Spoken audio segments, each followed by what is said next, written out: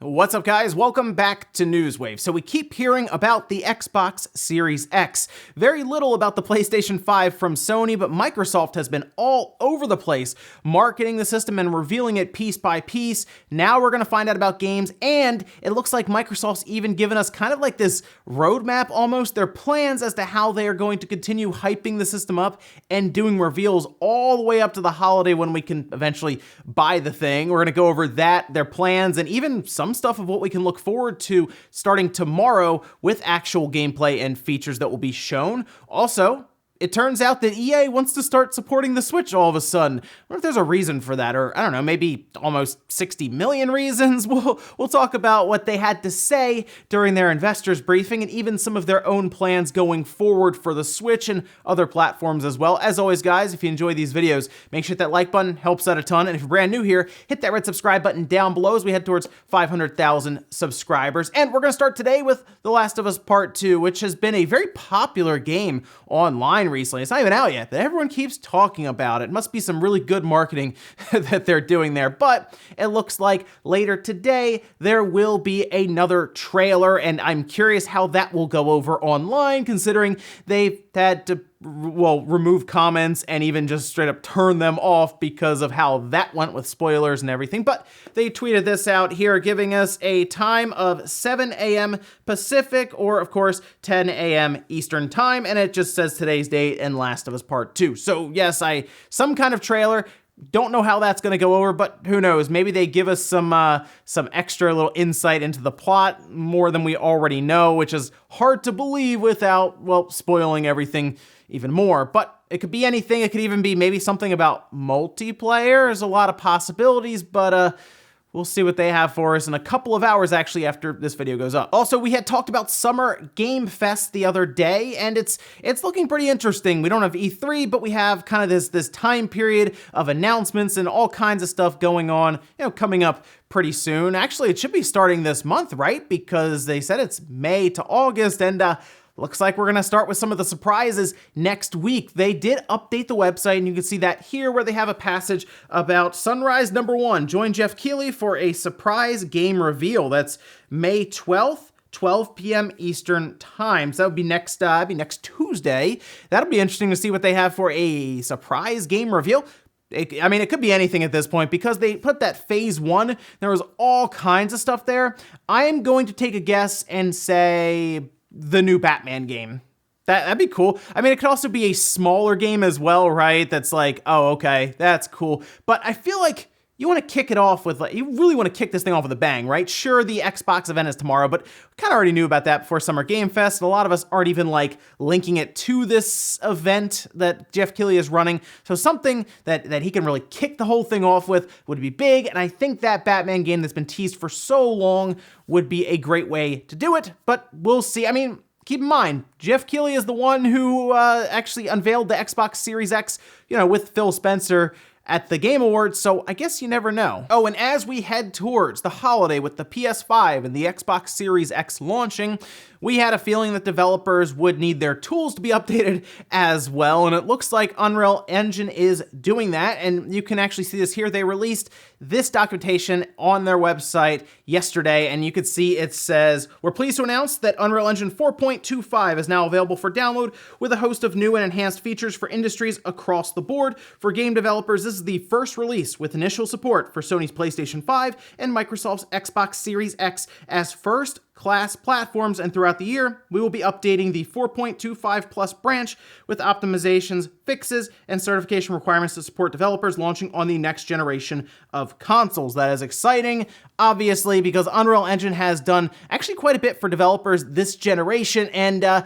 they've become very familiar with Unreal Engine, and to see them being able to carry that over into this next generation coming up, I'm hoping means that we'll have shorter development times and just overall really good-looking games for the amount of time they're in development. Exciting stuff to see that, and hey, looking forward to tomorrow. Maybe we'll see Unreal Engine 4.25 already in use. And guys, with some of the quick news out of the way, let's get into the bigger stuff. Let's start right away with the Xbox Series X and Microsoft's plans going forward. Basically, how are they going to show us the features, the games, and kind of keep the hype and momentum up for the Xbox? Because right now, That's all we're talking about. Yes, whenever something happens for the PlayStation 5, there is a lot of excitement online, but like, we're to the point where like a logo will trend because we're so starved for PlayStation 5 information of any kind, right? So whenever Sony does do their big blowout event, it's going to be big time online. But Microsoft has been doing kind of like drip feed information. I mean, we've seen the inside of the system completely. They've described all kinds of cool things. They've even had third parties come in and talk about smart delivery and even throw their hat in the ring with their game like Cyberpunk or Assassin's Creed Valhalla, both of which you buy once and you get it across the the family of systems, I should say, with your libraries. That's really cool. But it looks like Microsoft is going to be working to do presentations pretty much every month, some kind of presentation, some kind of event, as they say. The whole thing is called Xbox 2020, and it's kicking off tomorrow with that Thursday event, of course, where we will see gameplay. They say that's going to start in the morning at 8 a.m. Pacific time, and of course, we will see all kinds of cool gameplay, and they say even like 4K, 120 frames per second. They'll describe some of the smart delivery stuff, which could go more in depth with how they are working to optimize the overall experience of starting up a game and jumping right in. That's going to be the interesting part because, of course, we have to wait for like installation now where you pop the disc in and then you got to sit there and just kind of watch a bar fill up or watch a circle spin around until it finally fills up and a percentage goes up. I hope that gets eliminated like completely and they can make that work. Maybe they tie xCloud into it. That would be pretty cool. But it's exciting to think that every month we'll have something to look forward to with some next generation news from Microsoft. Now, they say this can range from xCloud, for example, a gameplay demonstration, maybe I guess a press release drop. I feel like they want to make it more of like a show or something you watch, kind of like how Inside Xbox is. And there is one other thing that they mentioned, and it's got me pretty excited because there's been a lot of concern around Halo Infinite. Well, according to Microsoft, and we'll read it right from their bullet point, here we go. Our goal remains to launch Xbox Series X and Halo Infinite this holiday. Okay, good, because I would like Halo Infinite to launch this holiday. There's been a lot of talks about there being struggles at times in the background with that game, and I hope it does come out alongside of the Xbox Series X. That would be a system seller. Yes, it would also be on PC, but for anyone who's like, do I get an Xbox? Do I get a PlayStation? And they're just they just really like consoles. I mean, they're going to look at that and say, well, it has Halo Infinite. Maybe I will grab that Series X. So here's hoping, me a big Halo fan, that it is there. But I do like that we'll have something to look forward to every single month. I assume that obviously this month is the third-party partners stuff they're going to do tomorrow with Microsoft. Who really knows what's going to happen in June? Maybe they show us Lockhart in June. That's not a bad idea. And then in July, it seems we'll find out what their first parties have. And then who knows from there? And they'll also probably work into Summer Game Fest as well. A lot of stuff happening right now for Microsoft. And I gotta tell you, I'm surprised at how quiet Sony continues to be. It's strange. I don't get it. Maybe there is something crazy hiding right now behind the scenes for Sony, and they're just gonna all of a sudden one day show up and say, we'll see you next week, it's gonna get ridiculous, and it does, and then we have this big push towards holiday. I don't know, it seems strange. I will say that we don't know that much about the PlayStation 5, but here's hoping Sony wakes up soon, and hey, tomorrow we'll see next-gen games either way for the PlayStation 5, because Microsoft will show them to us even. Next up, let's talk about EA, because they had quite a bit to say on their investors call about the future of EA and what their plans are going forward. Let's just jump over to a tweet from Daniel Ahmed. You can see that here. It says, EA confirms that it will launch FIFA 21, Madden 21, NHL 21, and one other sports title this year. Burnout Paradise on the Switch we already know about. Same with Command & Conquer Remastered. Those are both scheduled to launch before the end of June. And then one more EA HD title, 4 EA partner titles, and 2 mobile games are unannounced. One of those is probably that Skate game, which is, just the best. And then we're going to jump over to Komatsu's tweet saying, during its conference call, Electronic Arts said info on EA Sports titles on PS5, Xbox Series X, of course, coming soon, and multiple EA titles set to launch on Switch this year. And of course, we just talked about some sort of HD title. Everyone wants the Mass Effect Trilogy HD remaster collection, whatever you want to call it. We just want Mass Effect 1, 2, and Okay, yeah, 3. Bring 3 over, sure, whatever. 1, 2, and 3, and put it on the current platforms. That would be amazing because, of course, we should have backwards compatibility with the Xbox Series X and the PlayStation 5. So, okay, drop it on current platforms, drop it on the Switch. You know what's really crazy? There's a rumor that Mass Effect Trilogy would be coming to current platforms, but it would miss the Switch. How weird would that be? But they say several games planned for the Switch. Would they finally move a sports title other than FIFA to the Switch? Because the last outing they did was the FIFA Legacy Edition, and it was terrible. Like, there was no point. It was a roster update that was like $40 or $50. No one wants that. But it seems that there was some pressure on EA almost. I wonder if that's because the Switch continues to sell constantly. And I mean, if I'm an investor with EA, I'm questioning. I'm saying, well, what's going on here? Why are you not doing anything with that system over there? And I think at this point, EA just said, well, we have to do something here. So we'll see what they have. If it's like Burnout, where it's like a $50 remastered, it's like, you got to bring some better value than that. It's the Switch really doesn't need EA as much as EA is probably looking at the Switch and it's like, we kind of need that audience now with the new consoles coming up and that cycle about to reset with those install bases. So yeah, the Switch will help bridge the gap if they do the right games. Now, if they do something like move Apex Legends over, I think that's a good start. It's free to play, and free to play games do pretty well on the Switch. We saw Fortnite explode with millions of downloads in its first 24 hours. Yet Warface, which is a game that people completely forgot about at one point, has been doing pretty well also. So yeah, Apex Legends I think is a good start. I don't know if they're going to do anything with Skate 3, even though there's rumors of that currently being moved to cell phones, which is mind-blowing to me that franchise would go there. I think it would be good if they move some of their sports franchises over, though. Something like Madden, of course, making the jump would be good. NHL, and maybe they finally do something else with Need for Speed.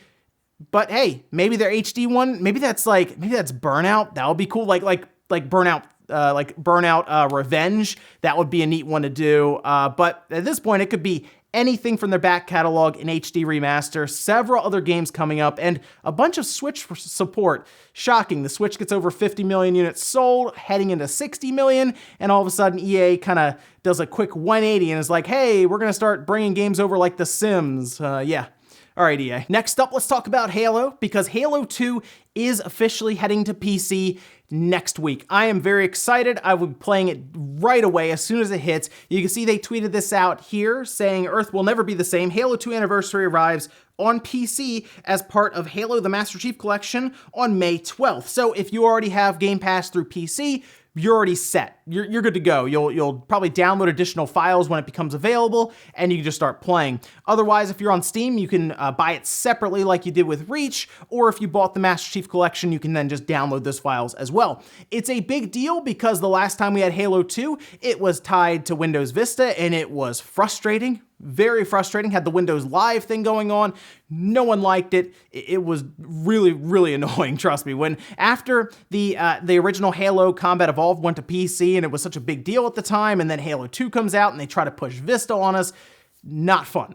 So this is a really big deal for anyone who was around back then, and now we're seeing Halo 2 show up with some obvious care and attention to detail put into it, and it'll have the online matchmaking. And of course, as the Master Chief Collection continues to build more and more Halo games in, you'll have more variety and different kind of match types that can change between the Halo games. It's exciting stuff. And the other really fun thing, of course, is that now that Halo 2 is coming out, next up is Halo 3, and that is my favorite Halo. There was also some rumors out there that Halo 3 was already being tested alongside of Halo 2, and that we might not have to wait too much longer to get our hands on Halo 3, most likely because they want to do Halo Reach 1, 2, 3, 4. I don't know if they'll do 5, but they'll probably just then go to Infinite. So this is kind of very quietly, I'll say, almost like the year of Halo, and we're gonna cap it off with Halo Infinite at the end of the year. And in our last bit of news, let's talk about those pesky Nintendo friend codes. Remember those things? You probably do. Well, you don't really remember your friend codes. You have to look it up, obviously, and say, okay, here's my long string of digits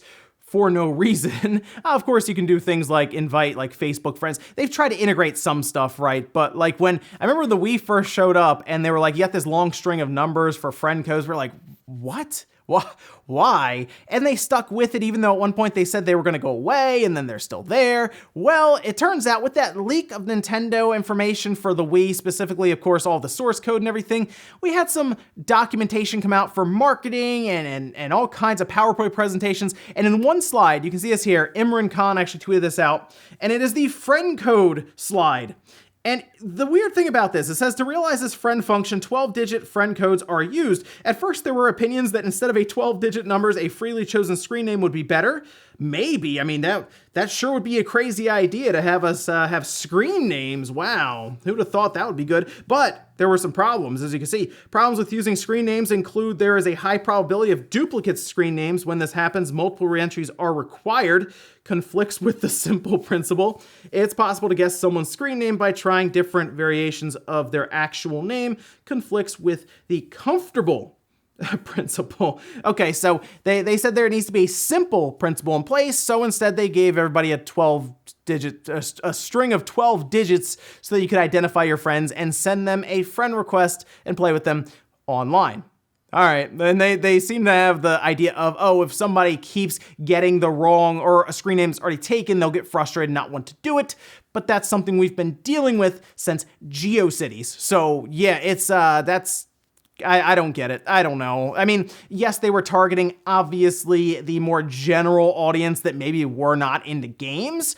That's clear by their marketing strategy and their direction with the Wii, but I think we would have been okay if we had to put a couple of numbers on the end of our usual screen name. And we'll finish up with the comment of the day, as you're seeing here. This one is for Gamer for Life, saying, has Nintendo just completely given up or forgot about their Nintendo Switch Online, NES, and SNES apps? It's been a little while, hasn't it, since they did a drop for those. That is interesting. They, of course, had it set up so that every month something new would happen, and then they kind of stopped doing that, and then they were like, oh, whenever. that was kind of it. And yeah, that's been harder to judge when we would get new games. And I guess it's kind of like an event now when it does happen, but we also have these long stretches of like nothing really happening with it now, right? You just kind of have those icons, go in and you'll play a few games. But yeah, for a while there, we were getting all kinds of cool stuff just like every month. Well, okay, not all kinds of cool stuff. Some months were a little like, but every month you knew something was happening. Now it's like, maybe this month. That is something that they can put on Twitter though, and that would just be like just a drop, like, hey, here's Chrono Trigger now. I mean, okay, come on, that would be big, right? Here's Chrono Trigger, yeah. But that's kind of what I think is going to happen, and I think it might be soon, possibly this month, that they'll just drop an NES game and like an NES game and 2 Super Nintendo games or something like that, and then just move on. I think that's what these Nintendo Switch Online updates have kind of become. They're basically just Twitter drops. And ladies and gentlemen, that's going to do it here for Newswave. Enjoyed this video, guys. Hit that like button, really helps out. If not, hit the dislike. Leave comments down below about everything we talked about today, whether it is the Xbox 2020 events that we have to look forward to now. Every month, we're going to have something new for the Xbox Series X, maybe even the Xbox Lockhart. A lot of fun next generation stuff coming up. We just need Sony to wake up with the PS5, and we can have 2 systems racing to the finish line this holiday. It should be really fun. Also, what do you think about EA all of a sudden turning around on the Switch? Shocking, right? Oh wow, that system's starting to sell well. Maybe we should develop for it. Thanks guys for watching. I'll see you next time.